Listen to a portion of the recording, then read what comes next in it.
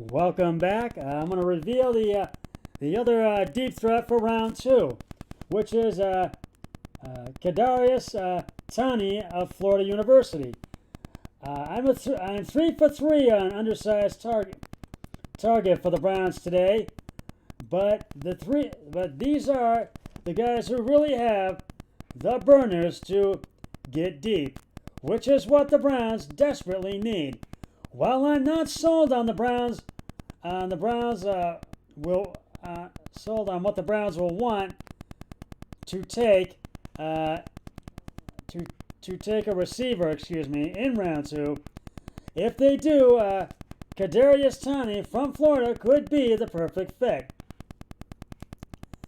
While it appears that Toney may be the biggest risk on the list because of being taken in round two, he also has a tremendous upside. His elusiveness offer gives the catch speed and returner skills are all major pros. He has only 1 year with high production in Florida, so one could say, was it a fluke? That would equal, and another could say, he is continuing to improve each year. In 2020, Toney has 70 receptions for 984 yards, 10 touchdowns. He also has 19 carries for 161 yards and a touchdown. Not only could Toney be an effective deep threat for the Browns, but he could also be a returner and a great guy for gadget plays like end round jet sweep and reverse. The big thing that makes me a believer in Toney's future, he doesn't drop the football. He is very sure. He has very sure hands and isn't just a track guy trying to play football. Because the Browns need a few pieces on the defensive side of the ball still, I am not sold they would be willing to go for a receiver in round two, especially because of the depth of the class. However, all three of these guys could be great fits for the Browns roster in 2021. So we will see what happens when the Browns have that 26th pick on draft night on April 29th. But I think the fourth round could be, either one of those three rounds, the second, third, or fourth round, could be pivotal for the Browns. And I will be podcasting all 3 nights for the NFL draft. But for round one, I will be at the Murphy House, the home of my really good friends, Matt and Katie Murphy. And my special guest joining me will be none other than my really good friend, Matt Murphy. And we'll break it down. We'll give our takes of who we think the Browns are going to take and a lot more. And that'll be round one on Thursday and Friday and Saturday for all the other rounds.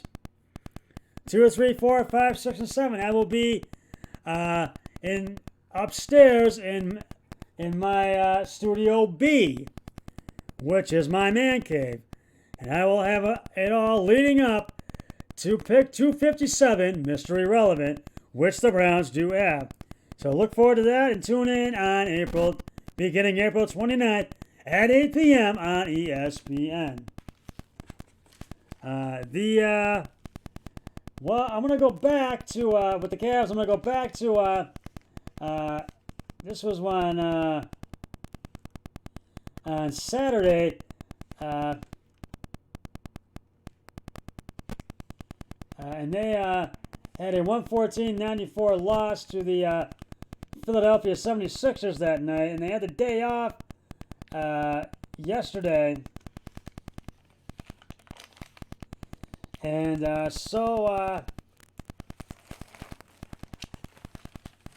The Cavs played the Cavs lost to the Miami Heat on Saturday.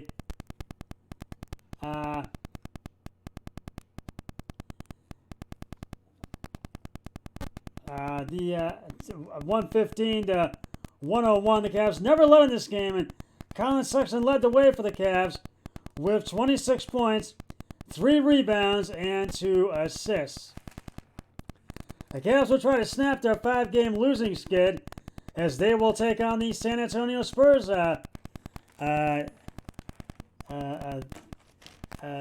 this evening, tonight actually, at AT&T Center in San Antonio, Texas. Tip-off is at 7 p.m. on Fox Sports Ohio, or you can hear the game on the radio home of the Cavs, WTAM 1100, and on the sister station, 100.7 WMMS.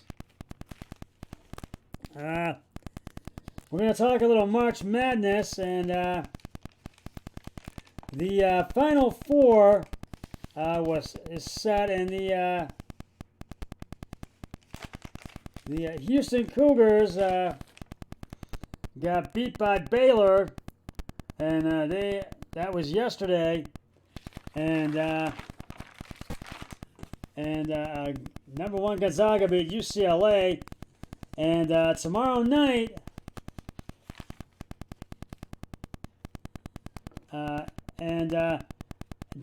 We'll get to tomorrow night in just a moment.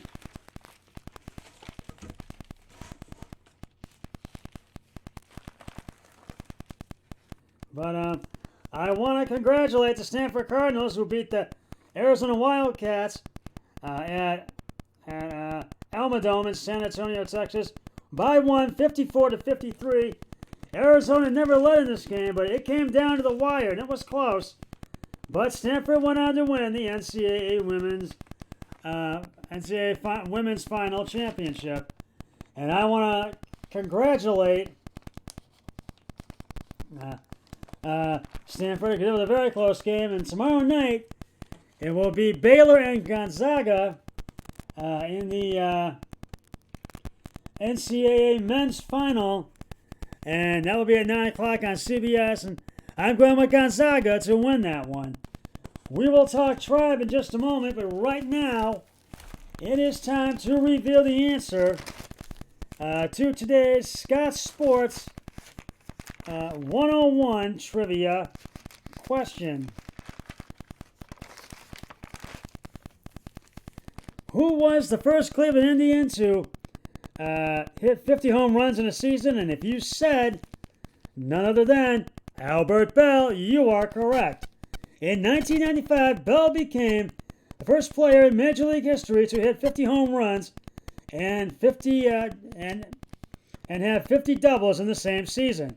The last player before him to reach as many as 40 in both categories had been Willie Stargell in 1973.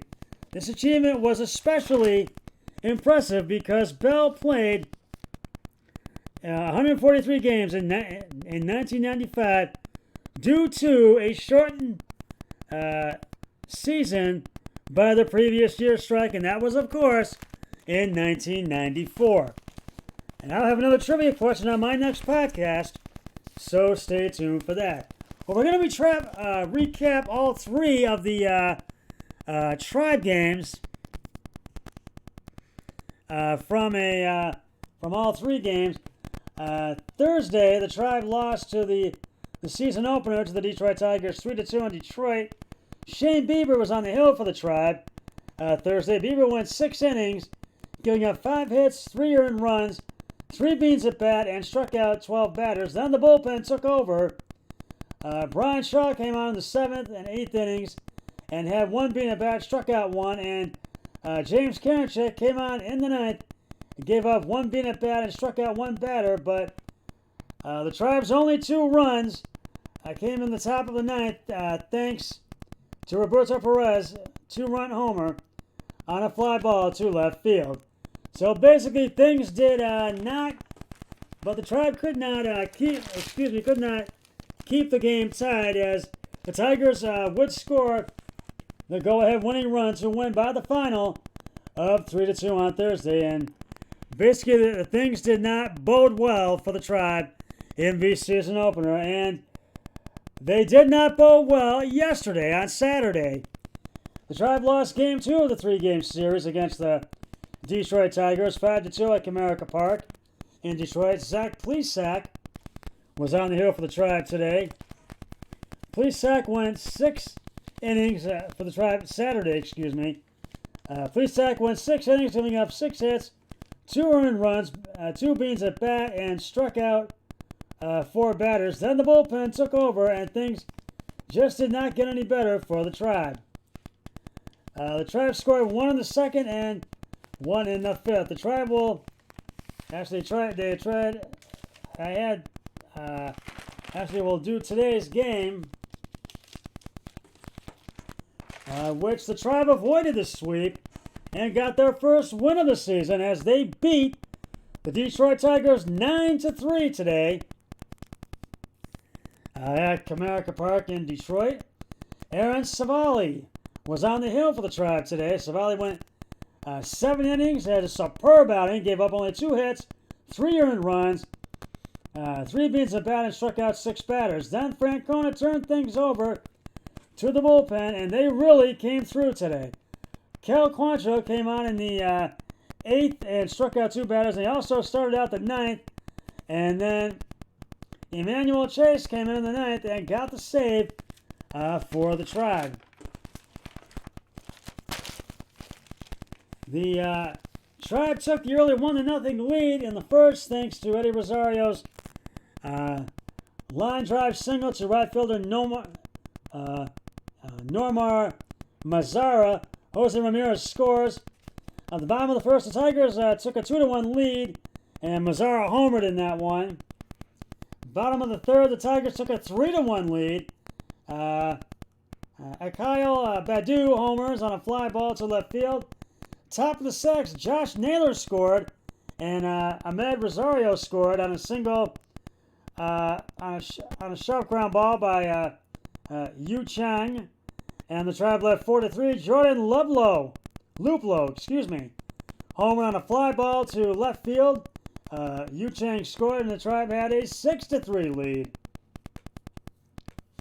And so it was a 2-run homer. Top of the 8th, Famil Reyes homers on a fly ball to left field. Eddie Rosario scores. It was an 8-3 lead. And in the top of the 9th, Austin Hedges had a homered on a fly ball to left field. And the Tribe had a 9-3 win. They went on to win this one by the final of 9-3. They are now 1-2 on the season. Aaron Civale with the win. He gets his first win, goes to 1-0, and loss went to Danny Norris, and he goes to 1-0. And the Tribe will take on the Kansas City Royals in their home opener tomorrow at Progressive Field, which will be today. Logan Allen on the hill for the Tribe today, and Danny Duffy on the hill for the Royals. First pitch at 4:10 on Bally Sports, Great Lakes, Ohio, which is now formerly known as Sportsnet House, now Bally Sports, Great Lakes, Ohio, and on WKYC Channel 3, and on the radio home of the Tribe, WTAM 1100, and the sister station 100.7 WMMS. Well, that's just about going to wrap it up for this edition of Scott Sports 101. I'll be back with another podcast later this week. But until then, always remember, be a team player each and every day and every way possible. So long, everybody. 3, 2, 1, I'm done.